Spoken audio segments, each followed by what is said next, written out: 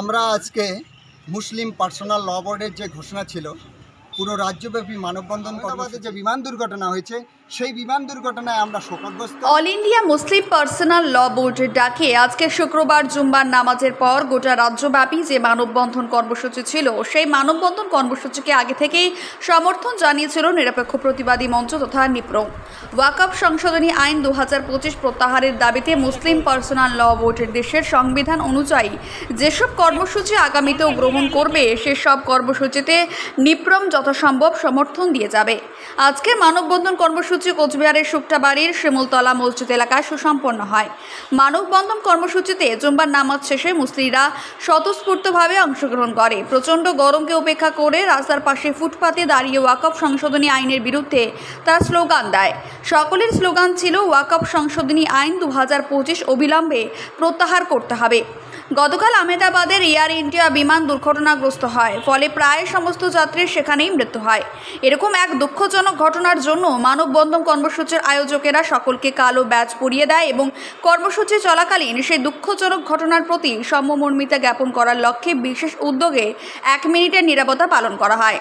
আজকের মানববন্ধন কর্মসূচির আয়োজকদের মধ্যে উল্লেখযোগ্য ব্যক্তিগণ হলেন কাউসার আলম ব্যাপারী, শওকত আলী, সাহানুর হোসেন, আশরাফ উল আলম, নূর ইসলাম, রফিকুল ইসলাম সহ আরও অনেকেই। কোচবিহার কোতোয়ালি থানার প্রশাসনের তরফ থেকে যথাযথ সহযোগিতার হাত বাড়িয়ে দেওয়ার আজকের মানববন্ধন কর্মসূচি সুচারুভাবে সম্পন্ন হয়। এ বিষয়ে কাউসার আলী ব্যাপারে নিরপেক্ষ প্রতিবাদী মঞ্চের পরামর্শ পরিষদের সভাপতি কি জানালেন শুনে নেব।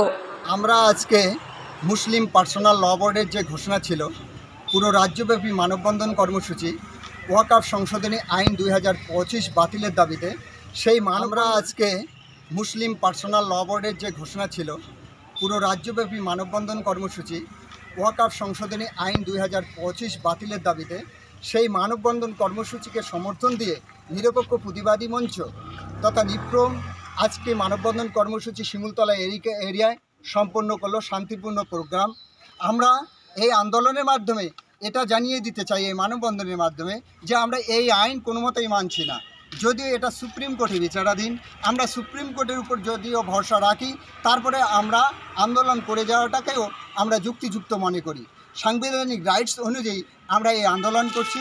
আগামী দিনে মুসলিম পার্সোনাল ল বোর্ড দেশের সংবিধান অনুযায়ী আইন মোতাবেক যেসব আন্দোলনের ডাক দেবে সেই সব আন্দোলনে আমরা ঝাঁপিয়ে পড়ব।